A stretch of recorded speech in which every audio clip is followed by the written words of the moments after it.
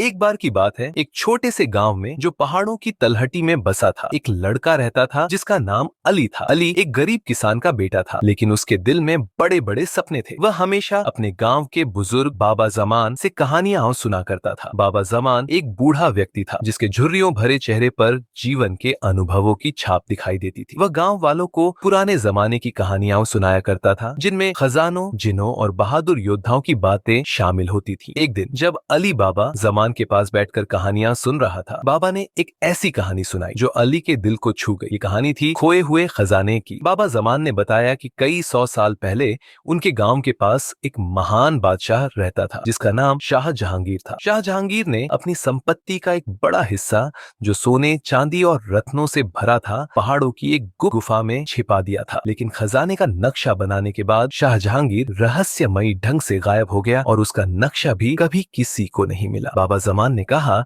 कि स्थानीय लोगों का मानना है कि खजाना अभी भी उस गुफा में मौजूद है, लेकिन उसे ढूंढना आसान नहीं है क्योंकि गुफा खतरनाक रास्तों और पहेलियों से भरी हुई है। ये कहानी सुनकर अली के दिल में एक चिंगारी भड़क उठी। उसने सोचा कि अगर वह इस खजाने को ढूंढ ले तो न केवल वह अपने परिवार की गरीबी दूर कर सकता है बल्कि पूरे गांव की मदद भी कर सकता है। उसने बाबा जमान से पूछा कि क्या कोई संकेत है कि खजाना कहाँ हो सकता है। बाबा ने मुस्कुराते हुए कहा, बेटा, खजाने का रास्ता दिल की हिम्मत और बुद्धि से मिलता है, लेकिन एक बात याद रखना, यह यात्रा खतरनाक है और कई लोग इसे ढूंढते हुए अपनी जान गंवा चुके हैं। अली ने फैसला कर लिया कि वह इस खजाने की खोज में निकलेगा। उसने अपनी माँ से इजाजत मांगी जो बहुत घबरा गई, लेकिन अली की जिद और जुनून को देखकर उसने दुआओं के साथ उसे इजाजत दे दी। अली ने एक छोटा सा थैला तैयार किया जिसमें कुछ खाने पीने की चीजें, एक रस्सी, एक चाकू और एक पुरानी लालटेन थी जो उसे अपने पिता से मिली थी। उसने अपने दो दोस्तों हैदर और सोफिया को भी साथ चलने के लिए आमंत्रित किया। हैदर एक ताकतवर और बहादुर लड़का था, जबकि सोफिया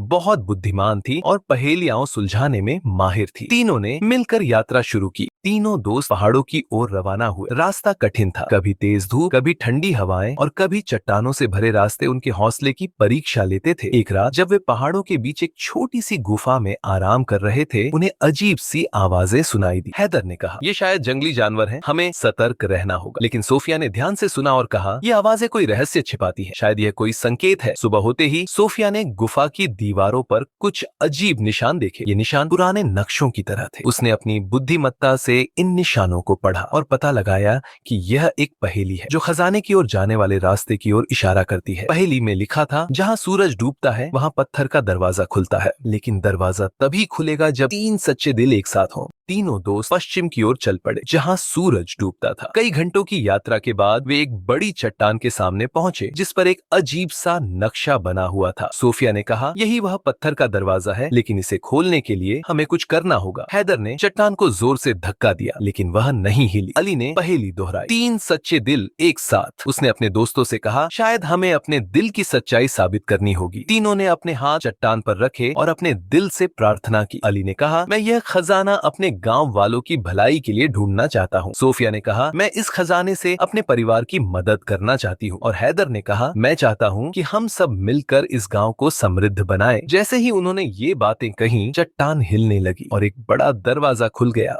दरवाजे के पीछे एक गहरी और अंधेरी गुफा थी। अली ने अपनी लालटेन जलाई और तीनों अंदर दाखिल हुए। गुफा के अंदर हवा ठंडी थी और दीवारों पर अजीब अजीब चित्र बने हुए थे। कुछ देर चलने के बाद वे एक बड़े कमरे में पहुंचे जहां तीन रास्ते थे। हर रास्ते पर एक पत्थर रखा था और हर पत्थर पर एक सवाल लिखा था। सोफिया ने कहा, ये एक और पहेली है, हमें सही रास्ता चुनना होगा वरना हम खतरे में पड़ सकते हैं। पहले पत्थर पर लिखा था, मैं वह हूँ जो हर चीज को रोशन करता हूँ लेकिन खुद जलता हूँ, मैं क्या हूँ। दूसरे पत्थर पर लिखा था, मैं वह हूँ जो हर समय चलता हूँ लेकिन कभी जगह नहीं बदलता, मैं क्या हूँ। तीसरे पत्थर पर लिखा था, मैं वह हूँ जो सबके पास है लेकिन कोई उसे देख नहीं सकता, मैं क्या हूँ। सोफिया ने सोचा और कहा, पहली पहेली का जवाब है मोमबत्ती, क्योंकि मोमबत्ती रोशनी देती है लेकिन खुद जलती है। दूसरी पहेली का जवाब है घड़ी, क्योंकि घड़ी हर समय चलती है लेकिन अपनी जगह पर रहती है। और तीसरी पहेली का जवाब है सांस, क्योंकि सबके पास सांस है लेकिन कोई उसे देख नहीं सकता। तीनों ने तीसरा रास्ता चुना क्योंकि उन्हें लगा कि सांस जीवन का प्रतीक है और खजाने का रास्ता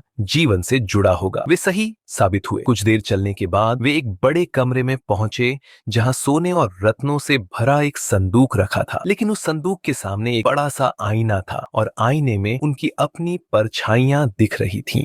आईने के पास एक लेख था, केवल वही खजाना ले सकता है जो अपने दिल की सच्चाई देख सकता है। अली ने आईने में देखा और उसे अपनी परछाई दिखी, लेकिन इसके साथ उसके सपने और डर भी नजर आए। उसने देखा कि वह खजाने को गांव वालों के साथ बांट रहा है, लेकिन उसे यह डर भी था कि धन उसे बदल न दे। हैदर और सोफिया ने भी आईने में देखा और उन्हें अपने दिल के रहस्य नजर आए। तीनों ने मिलकर फैसला किया कि वे खजाने को गांव वापस ले जाएंगे और इसे सबके साथ निष्पक्ष रूप से बांटेंगे। जैसे ही उन्होंने यह प्रण लिया, आईना हट गया और संदूक खुल गया। अली, हैदर और सोफिया खजाने के साथ गांव लौट आए। उन्होंने खजाने को गांव की भलाई के लिए इस्तेमाल किया, स्कूल बनाए, अस्पताल बनवाए और गरीबों की मदद की। अली का गांव समृद्ध हो गया और उसकी कहानी दूर दूर तक फैल गई। बाबा जमान ने अली को गले लगाया और कहा, बेटा, तुमने साबित कर दिया कि असली खजाना धन नहीं बल्कि सच्चा दिल और हिम्मत है।